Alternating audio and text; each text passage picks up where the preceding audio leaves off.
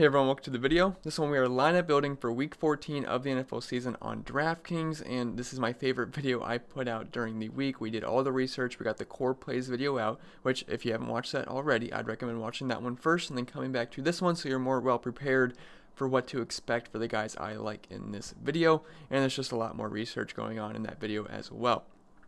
And also, just a disclaimer, this is an example cash game lineup build. This is not a guaranteed lineup I will end up using tomorrow. This video's purpose is just to help you guys make your own lineups, and you can use the same process I use for cash games, just trying to find high owned players with safe floors that also have high upside, or just guys that are mispriced in good matchups. And then you could take your own favorite plays or some of my favorite plays and make that into your own lineup. I'm not just trying to give out a lineup. I'm just trying to help you guys be able to make your own lineups in a better fashion for cash games. Alright, anyway, before we continue, if you guys could leave a like, and if you're new to the channel, please hit that subscribe button. Really helps me out, really appreciate it. You can also follow me on Twitter at ChrisPennell16. And if you're interested in the spreadsheets I build every single week, which has my cash game rankings, my cheat sheets, my projections, all of the player data you need. Everything's color coded, projected ownership, wide receiver versus cornerback data, my Discord chat. All that's available in the link description below for my Patreon. And without further ado, I say we get into the video, and I actually have two lineup builds. So I'm going to go two ways at quarterback this week. I am pretty much between Lamar Jackson or Deshaun Watson. I did mention him in my core plays video, and I actually wish I would have went a little bit more in depth on Deshaun Watson, because I feel like that's the two safest ways to go at quarterback this week. And I gotta say, Deshaun Watson is getting a lot of buzz on a lot of websites, so I do think he's going to be high owned. So we're gonna do a cash game lineup build with him to start, just because I think he's gonna be pretty chalky. And then we're gonna go into the Lamar Jackson build, which I really like Lamar Jackson this week, but we do have to punt an extra player, which might be a little bit more iffy for cash. But we will go through that after we do the Deshaun Watson build, because I do think Deshaun Watson is gonna be very high owned. And for cash games, I'm just trying to plug in high owned guys that have pretty safe floors. And Deshaun Watson, he really doesn't have the ceiling on a weekly basis that Lamar Jackson does, but he definitely has, quite the ceiling. He's shown it this season. So let's start off with Deshaun Watson. Now, it does look like a pretty rough matchup versus Denver, which they have been pretty stingy versus quarterbacks this season. But the past 3 weeks, they've actually given up some pretty good games to guys like Kirk Cousins and even Phillip Rivers, and then I believe Josh Allen had a pretty good game as well. And the thing with Deshaun Watson is his whole offense is healthy right now. He's got Will Fuller back. He's got DeAndre Hopkins. He's got, I already said Will Fuller. He's got Kenny Stills. And this is a pretty good offense when all pieces are firing, and he had a really tough matchup versus New England last week, ended up scoring 28 fantasy points, and he's got the rushing upside every single week. Now, he does not have the same rushing upside that Lamar Jackson does on every single week, which, gives him a little bit lower floor, and we've seen some pretty rough games out of Deshaun Watson. But with everyone healthy, and he plays much better at home, I'd rather target Denver when you're playing at home rather than going into Denver, because it is pretty tough to play in Denver in that mile-high air. So I do like that he's at home. I think the Texans can put up some points here. Wouldn't surprise me if Hopkins had a good game, Fuller had a good game. Travis Hyde might even be able to have a good game as well. But I like Deshaun Watson here. He's not that overly expensive at $6,500. You do get about 900 savings off of Lamar Jackson, so I do think he's a decent pivot off of Lamar if you can't spend all the way up. And I do think he will be very high owned. He honestly might be the highest owned quarterback this week. So Deshaun Watson, I have no problem plugging him in. He's like Lamar Jackson light. And I do think he can get you over 20 fantasy points in this matchup, and I do like the rushing upside as well. So we will plug in Deshaun Watson as of right now. And then I will do the Lamar Jackson build after this, because I know everyone's going to want to play Lamar Jackson, and I do too. I'm honestly kind of back and forth right now, so we will see. But we'll do the Lamar Jackson build afterwards. But my favorite running back of the week, and I think he's someone you're going to pretty much have to lock in. He's going to be extremely high owned, and it is not hard in the slightest to fit in Christian McCaffrey this week. And I know he sucked last week with 17 fantasy points, and it's pretty good when you can suck and still score 17 fantasy points. Am I right? So we're going to go right back to the well here with CMC, and we're going to buy the dip here. He's actually 200 cheaper than he's been the past, 4 or 5 weeks. He's been 10-5 every single week, which deservedly so. It's Christian McCaffrey. He scores pretty much 30 points every single week. But, we're going to get a little bit of a discount here, and we get talent, efficiency, and volume. I say that every single time I talk about Christian McCaffrey. It's hard to get all three of those qualities in a single player. Like Saquon Barkley, he's got talent, he gets volume. Efficiency really hasn't been there. We get Leonard Fournette. He's not the most efficient guy in the world, but we get talent and we get volume. Not as talented as Christian McCaffrey, though. But with CMC, we get every single bit of those three things, and that's why he's pretty much a lock and load every single week, no matter who he's playing. He's seeing his volume numbers are outstanding. I'm just going to read off his stats here, and they're pretty much top 2 in every single category. So 27.4 touches per game, first. 19.5 rushing attempts per game, second. 12 rushing touchdowns, first. 4 receiving touchdowns, third. Nearly 8 targets per game, which is first. He has a 21% target share, which is first for running backs. A massive 150 total yards per game, which is first by over 20 yards from the next guy. And he's averaging over 30 DraftKings points per game, and dude's just insane. There's nothing I can say bad about Christian McCaffrey. He does it all. He dropped 33 points last time versus Atlanta, despite being blown out of the water. They lost 3-29, and he still scored 33 points. He had 15 targets. I mean, some wide receivers envy his target numbers. That's just the insane upside we get with CMC every single week. Now, the matchup versus the Falcons for the running backs is not as great as it used to be in the past year or two, when it was just they were dead last versus running backs. They're middle of the road, but it's not like it's a defense I am looking to, stay clear of when it comes to my running back position. I have no problem playing running backs versus Atlanta, and they do struggle with the pass catching running backs. CMC is, he's the best in the business right now. So we are going to plug in CMC. We're going to lock up those probably 30 points we're going to get out of him with maybe upside of more.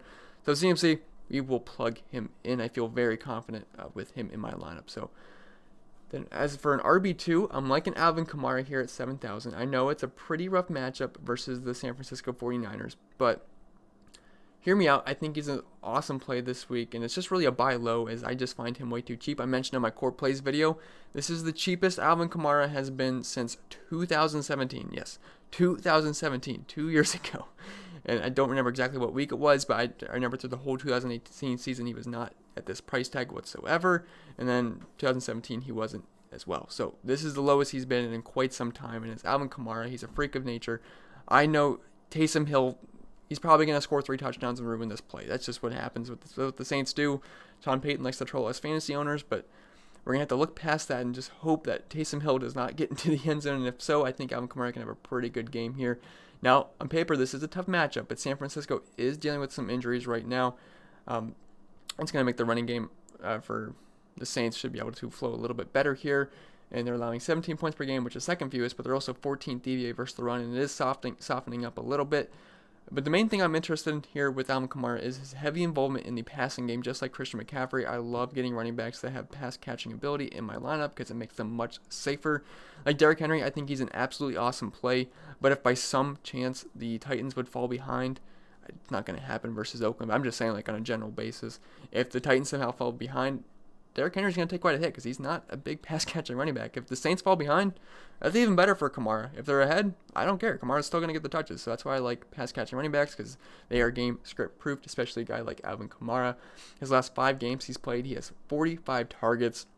So that just shows his insanely safe floor we have every single week. Now, the big problem with KAMARA this year is that he is not scoring touchdowns. His last touchdown was week 3 versus Seattle, and that's the only 2 touchdowns he's had all season. He had a rushing touchdown.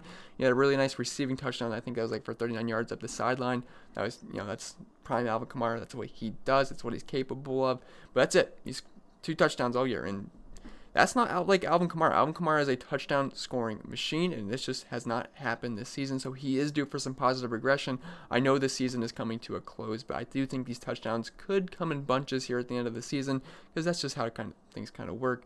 So I do like ALVIN KAMARA a lot. Now, I know he's not a workhorse back on the ground. If you just look at his rushing attempts, 11, 11, 13. Not going to be a heavy dosage of rushing attempts for a guy like ALVIN KAMARA, but he's still 12th in total touches per game out of all running backs, despite only 11 to 12 to 13 rushing attempts per game. That's because he's so heavily involved in the passing game. And I think he's right behind CMC in targets per game. He had 8 targets, 9 targets, 10 targets, 10 targets. You're going to get, he's got double-digit reception upside. He's shown that. And when he gets in space, he can make dangerous things happen. He's one of the best running backs in the NFL at breaking tackles. I will say the last couple weeks, his broken tackle rate has decreased coming off the ankle injury. But it's still ALVIN KAMARA, and I think he's going to be just fine here. He's only 7K. They're playing at home. I love when New Orleans is at home because their offense is just on a whole nother level inside the Superdome. So ALVIN KAMARA, I would definitely be loading him up as my RB2 this weekend. So we're going to plug him in, and I really like the start to this lineup. So we got DESHAUN Watson, who's capable of putting up 30 points.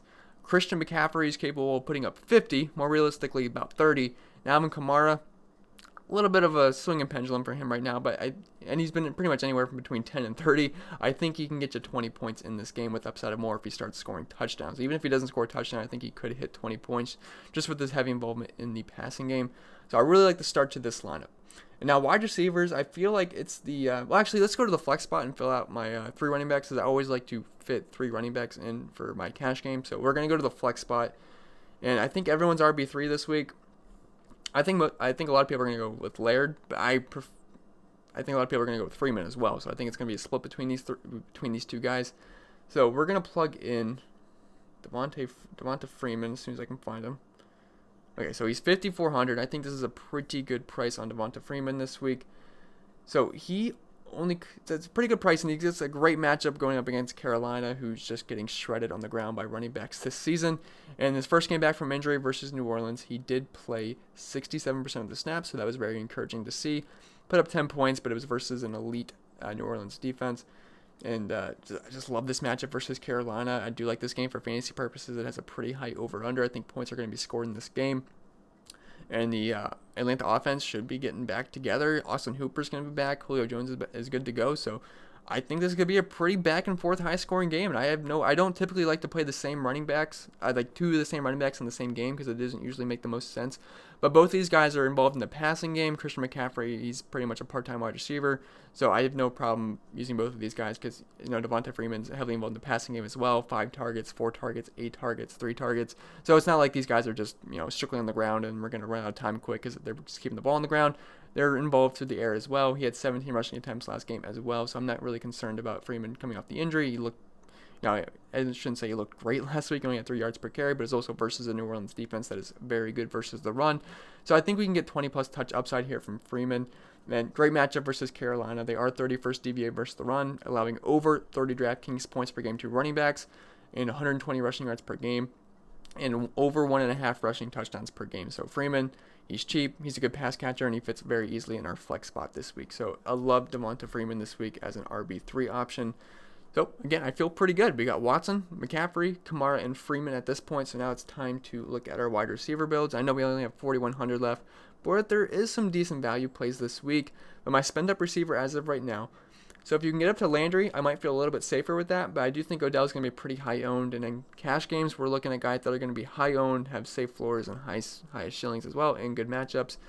So I'm looking at Odell here at 6,300. Now, on paper, the Bengals have actually been pretty good versus wide receivers this season, but they're just so easy to run on, and I really don't respect this defense too much. It's nothing to really be scared of. We saw Robbie Anderson have a really good game last week versus them, and I know Odell has not been that great this year, but he's really only a guy we can play in good matchups at this point, but this is a good matchup for the Browns here, and I think they roll over the Bengals. He's also pretty darn cheap. I believe this is the second or third least expensive we've seen him all season, so I do like buying people low. If you've noticed, we're buying a lot of people low in this. Deshaun Watson, he's not over 7K, so I think 6,500 is a fair price for him. Alvin Kamara is pretty cheap, and so is Devonta Freeman. So, and Odell at 6,300 is a pretty good price as well, and he's played well in good matchup this season. That's what I'm saying. We can play him in good matchups. Versus Miami, he had 20.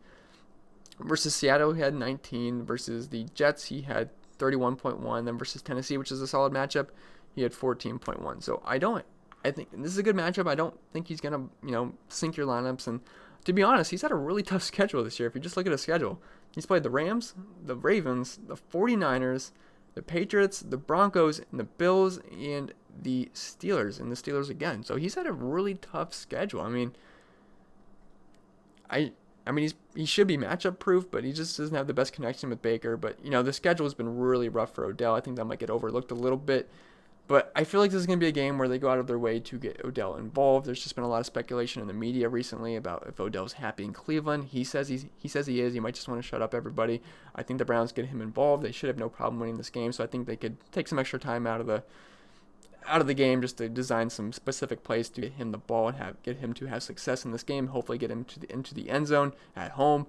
And actually, yeah, this is the second cheapest price he's been all season. I had to write it down in my notes somewhere. So I think the cheapest he was versus Buffalo, which is a much tougher matchup than Cincinnati. And this, like I said, great matchup here. 31st DVA versus the pass, and you also see the majority of his snaps against BW Webb, who's actually allowed 2.12 yards per route covered this season, which is 4th most in the NFL. Not like he's going to get shadowed or anything. I'm just saying majority of the time that's where he's going to be lined up against, according to PFF.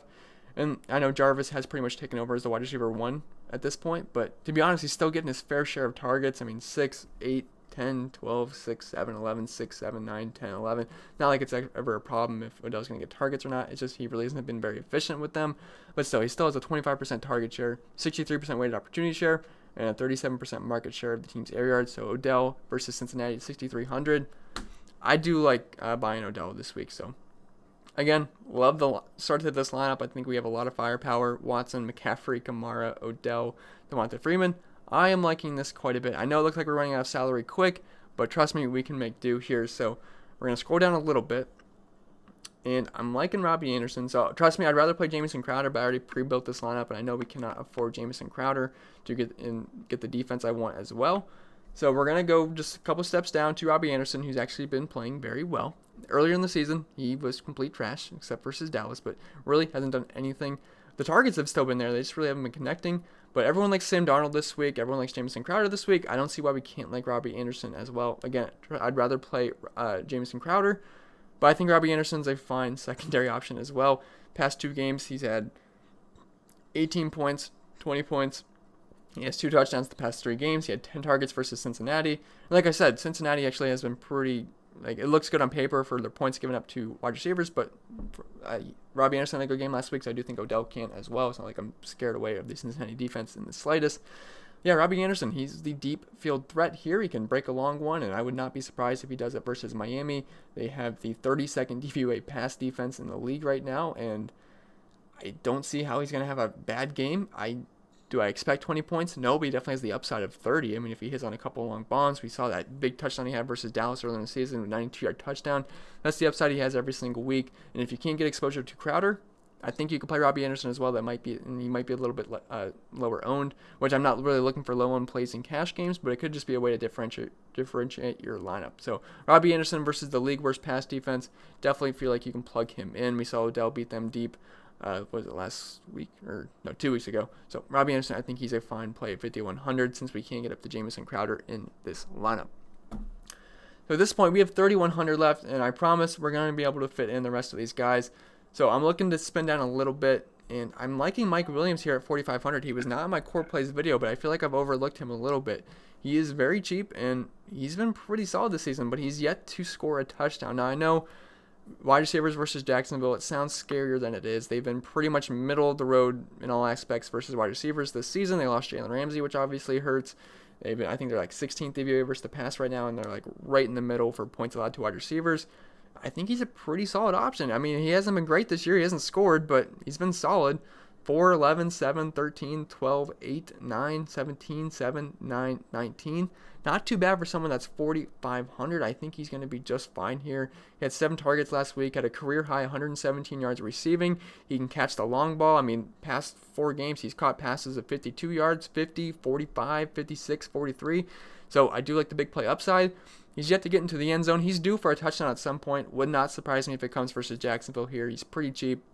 I don't mind plugging in Mike Williams, someone I overlooked in my core plays video, but I think we can go to him. So at this point, we have 2450 left. I know what you're thinking. How the heck are we going to put a lineup together? Well, I'll tell you, because there is another punt tight end this week. Last week we had the Tyler Higbee punt.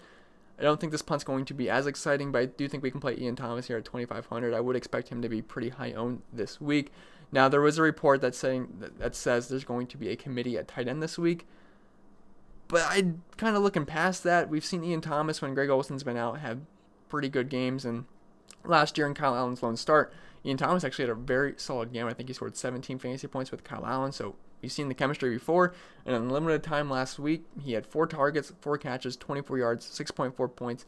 He's bare minimum. He does not need to do much to hit value here. If he gets a touchdown, he's going to crush value. I do think he's going to be very high owned. Originally, I wanted to play Jack Doyle, but when you're going to give me a starting tight end at 2,500, that's pretty athletic. I mean, he's a very athletic tight end. He's not just some stiff board that's going to catch the ball and fall over. Ian Thomas is not that bad. He's just playing behind Greg Olsen. And I do like this game for fantasy purposes. I think this is going to be a pretty high-scoring game. I'm not afraid of having 3 of these guys in this game in cash game. So Ian Thomas, I think he's a very solid play this week. So we are going to plug him in our lineup. And now we have 2,400 left, and that's just going to be whatever defense fits. And honestly, I don't mind the Colts defense, and I actually think they're going to be somewhat high-owned this week. And it's not like it's a great matchup versus Tampa Bay on the road, because Jameis Winston is capable of putting up big games. But what is also Jameis Winston capable of doing? Turning the ball over a lot. I mean, he can do that a lot. He can still put up 300 yards and 3 touchdowns.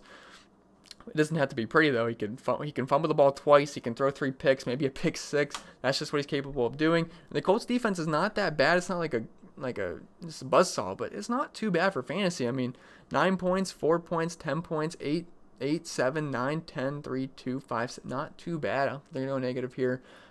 Force a couple turnovers, get a couple sacks, and I think the Colts defense at 2,400. Not too bad. So I think this is a pretty solid cash game lineup. We got DeShaun Watson, Christian McCaffrey, Alvin Kamara, Odell Beckham Jr., Robbie Anderson, Mike Williams, Ian Thomas, Devonta Freeman, and the Colts defense. I think this is actually pretty darn solid. And I told you guys we're going to do a Lamar Jackson build, so we will do that. And I already know who we have to take out, so we're going to play around with this. We're going to take out this. So we're going to plug in Lamar Jackson, and like I said, he's in my core plays video. I think he's the #1 quarterback of the week, and the guy is just an absolute stud. He's doing things on the football field that no one else is doing right now, and by playing Lamar Jackson, it honestly feels like I'm getting 4 running backs in my cash game lineup, which is, it's no slight to him in the passing game. He can pass the ball just fine, but he's a really good running back, and we're getting pretty much 4 running backs. We got Lamar Jackson, Christian McCaffrey, Alvin Kamara, and Devonta Freeman. All are capable of huge games on the ground. And I'm honestly not seeing Lamar Jackson get as much buzz as Deshaun Watson this week, which is kind of throwing me off. It doesn't make sense because everyone wanted to play Lamar Jackson versus San Francisco. And I don't understand why we wouldn't want to play him against Buffalo either. I mean, they suck on the ground. They're a very good pass defense, but they are 22nd DVA versus the rush. And when I'm looking at defenses when it comes to Lamar Jackson, I'm looking at how they are on the ground, and they're not a very good defense at all on the ground. I don't see how they're going to be able to stop Lamar Jackson. The guy's a straight out of a video game. I say that every single time I mention Lamar Jackson. I say he is the Madden 04 Michael Vick. That guy was just unstoppable in that game. And he starts you off with the baseline of 2 passing touchdowns per game because he's averaging over 80 rushing yards per game, and that equals to 8 points. That equals to 2 passing touchdowns. No other quarterback in the NFL has that safe floor of a baseline. Just a baseline he starts out with, and his ceiling is unmatched. He hasn't scored less than 26 points in the game since, week 5. That's just the insane upside he has every single week. From week 6, 33, 26, 28, 33, 32, 36, 26. He doesn't even have to have a big game through the air to have a huge game. He had 105 passing yards last week. If any other quarterback gets 105 passing yards, they are going to bust hard. Didn't matter for Lamar Jackson. He still scored 26 fantasy points versus San Francisco. He had 16 rushing attempts, 101 yards, and a touchdown on the ground. If you just look at his rushing numbers the past few games, 101 yards, 95 yards, 79, 65, 61, 116, 152, 70, 66, 46, 120, and 6 versus Miami, but they blew those guys out.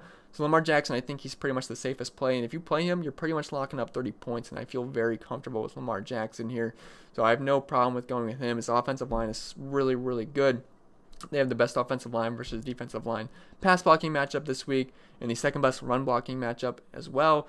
And it's just a really good matchup. So I love going with Lamar Jackson this week on the ground versus Buffalo. I really don't care what he does through the air because he's going to make up for it on the ground. So we have 3,700 left after plugging in Lamar Jackson. So things are going to get a little bit tight here, but we'll try to make do. So not sure which wide receiver 2 I want to fit in because I did not pre-build a Lamar Jackson lineup, but I just knew I wanted to keep that core in.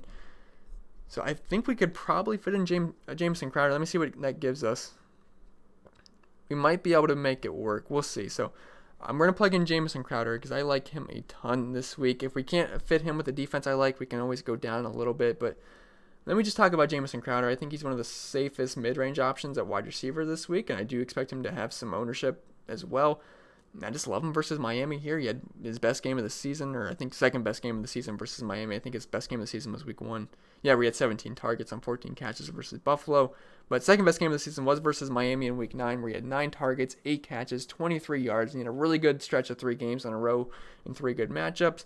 Then had some 2 clunkers versus Oakland and Cincinnati, where he had 3 points and 2.8 points.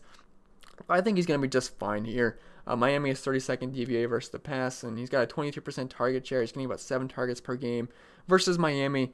I think he can touch double-digit targets here, get anywhere from 6 to 8 receptions, maybe like 80 yards, hopefully get into the end zone. I think he's a very solid play this week, 5,300, so I have no problem plugging him in. And I do hope he fits in this lineup because I really would like to play him.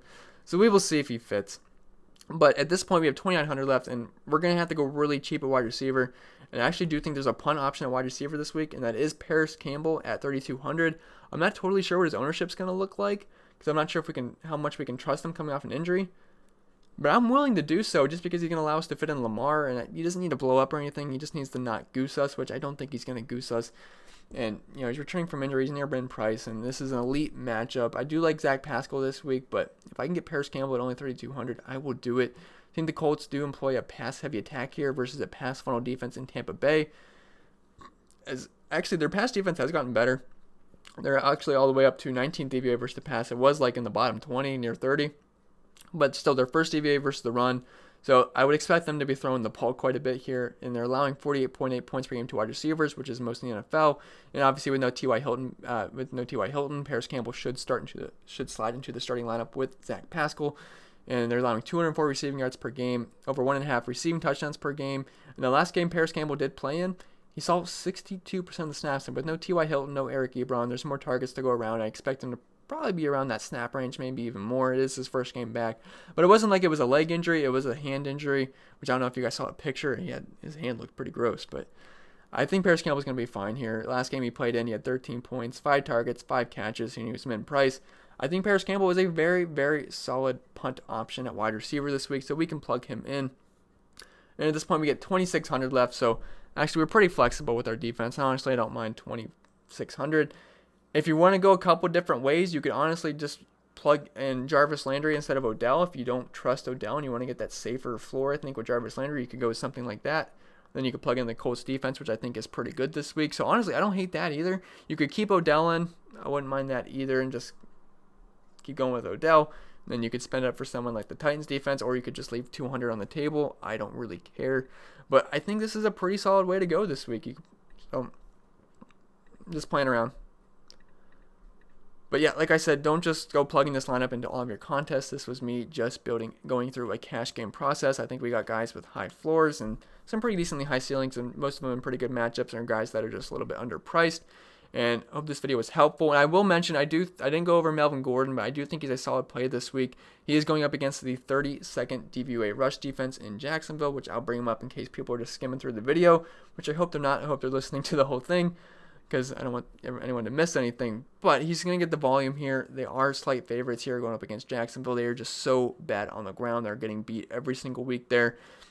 I'm going to get you 20-plus touches. He's involved in the passing game as well. Not as much as Austin Eckler, but he's the workhorse on this team. 6,400, I think it's pretty cheap, so I have no problem going with Melvin Gordon either. If you don't want to go up to Alvin Kamara, or if you want to go from Freeman to Melvin Gordon as well, I think you could do that. You could drop someone like Odell. But anyway, that's just my final thoughts on this week. Again, if this video was helpful, remember to leave a like. If you're new to the channel, hit that subscribe button. Really helps me out. Really appreciate it. I would love to get to 3K subscribers this weekend. That would be great. And yeah, see you guys in the next video. Wish you guys the best of luck. And my Discord's in the link in the description below if you want to hang out. And see ya.